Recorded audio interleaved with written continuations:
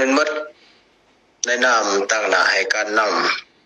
ำคณะกรรมการปกครองแข่งไสสมบูรณ์ก็คือประชาชนชาวแข่งสมบูรณ์ไสสมบูรณ์มีความขอบใจเป็นอย่างสูงต่อการเป็นห่วงเป็นใยของการนำภาครัฐก็คือกระทรวงป้องกันความสงบกระทรวงป้องกันประเทศที่ได้ติดต่อหาข้าพเจ้าในมื้อนี้อย่างต่อเนื่องสภาพการเกิดขึ้นในครั้งนี้ก็สาเหตุต้นตอก็บ่มีหยังหลวงหลายก็ยังจะว่าประชาชนอยู่3บ้านนี้ได้อาศัยทำมาหากินตามธรรมชาติโดยเฉพาะป่าชนบ้านน้ำพาใหญ่ป่าชนบ้านพันไส้ป่าชนบ้านหลวงพันไส้จังซั่นในจำนวนเหตุการณ์นี้ใน7คนที่เขานี่ก็เป็นประชาชนใน3บ้านเนาะบ้านหลวงบ้านน้ำพาใหญ่1คนบ้านพันไส้3บ้านหลวงพันไส้3แต่เหตุการณ์ต้นต่อสิ่งที่มันเกิดขึ้นก็ย้อนบ่มีความจูงใจแนวอื่นมีแต่การสิ้นเคยกับการทำมาหากินตามชนบทของประชาชนไปหาสัตว์อยู่ในถ้ำไปสอบหาสิ่งที่ประชาชนอยากได้จำนวนหนึ่งที่ติดพันในถ้ำธรรมศาสตร์นั้นอันนี้มันสิ่งจูงใจหรือว่าสาเหตุต้นตอที่พาให้เกิดเหตุการณ์ในครั้งนี้บ่มีหยังหลายมีแต่สภาพคือนั้นเนาะบ่มีสิ่งจูงใจจากภายนอกภายในอีสังทั้งภาคเอกชนบ่ภาคบริษัทที่ได้รับสัมปทานอยู่เขตนั้นก็ถือว่าบ่มีส่วนเกี่ยวข้องหยังอันนี้ยืนยันต่อนักข่าวยืนยันต่อพรรครัฐบาลก็คือกระทรวงคือนั่นแหละภายหลังเหตุการณ์มันเกิดขึ้นในวันที่20ตามการรายงานของผู้เห็นเหตุการณ์ผู้อยู่ในเหตุการณ์มันเขาไปในถ้ำวันที่20วันที่22พอเฮาการจะตั้งทั้งเมืองทั้งแขวงจะได้รับแจ้งเป็นทางการจากผู้อยู่ในเหตุการณ์ได้ก็อำนาจการปกครองตะแสงบาทภายหลังได้รับ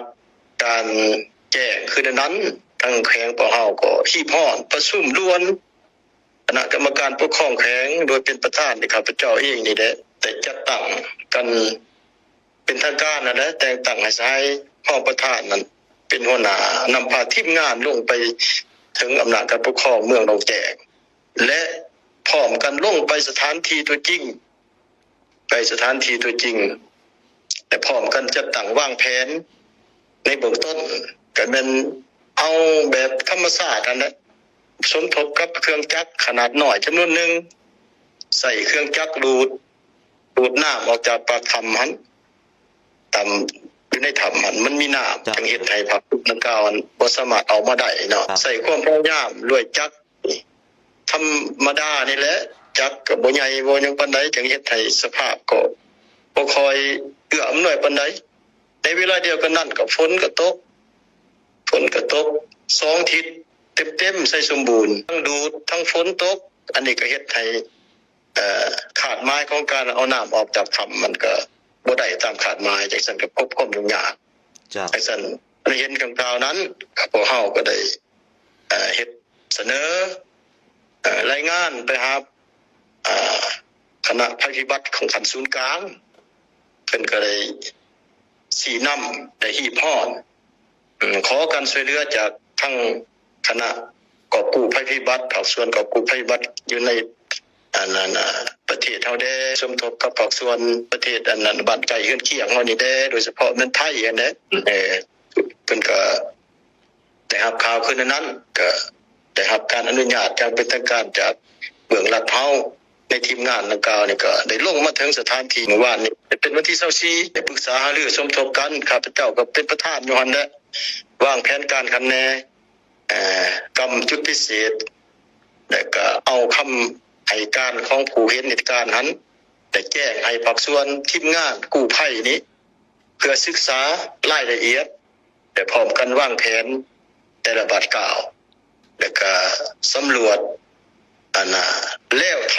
ำที่เขาไปหาจุดที่คาดว่าประชาชน7คนที่ยังค้าง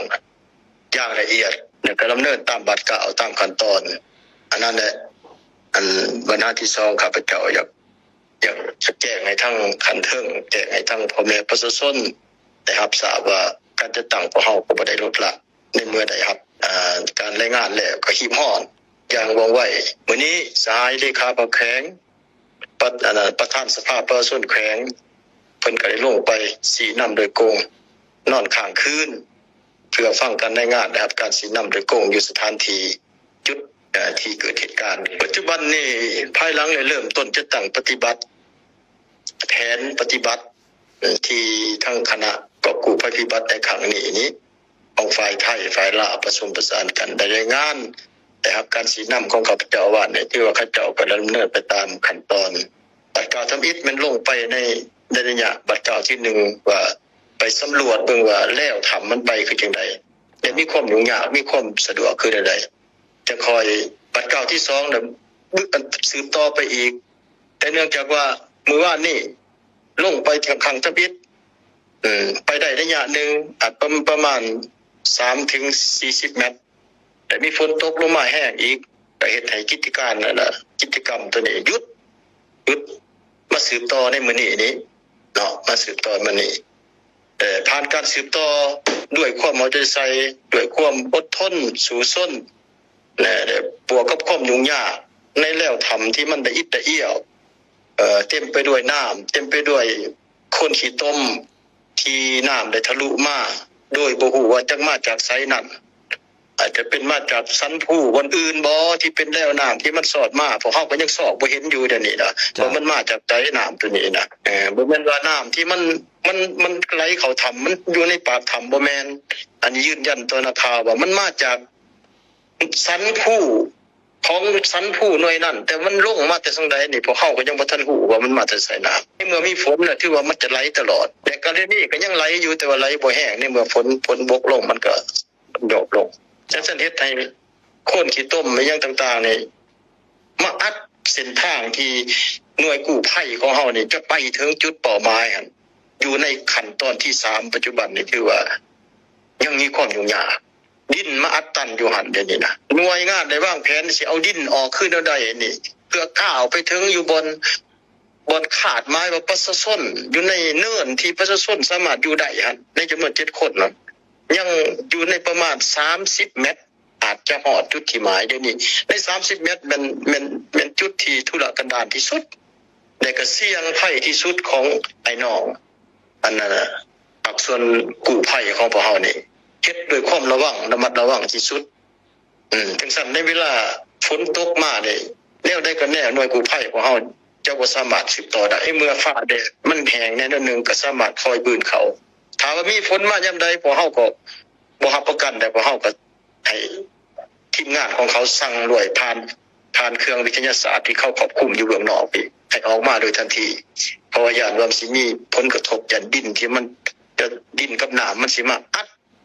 ไอ้น้องอันนั้นน่ะกู้ภัยอยู่ภายในอีกก็สร้างเป็นปัญหาตีนนี่มันเป็นผลเสี่ยงที่สุดการนำแข็งก็คือทุกภาคส่วนในสังคมชาวแก่สมบูรณ์ย่ำได้ก็เป็นประชาชนก็แม่นประชาชนพวกเฮาถึงว่าจะพบในสถานการณ์ใดก็ยังแม่นพี่น้องความสะอาดพวกเฮายืนยันว่าทุกสิ่งทุกอย่างก็รับใส่ประชาชนมาจากประชาชนรับใส่ประชาชนจะทุ่มเททั้งหมดสิ่งที่พวกเฮามีความสามารถร่วมกับทีมงานนี่เพื่อกอบกู้เอาชีวิตของ7 คนที่ยังบ่ฮู้ชะตากรรมอยู่ในถ้ำนี่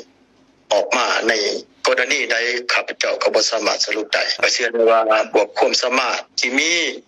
ของคณะกอบกู้ภัยพิบัติ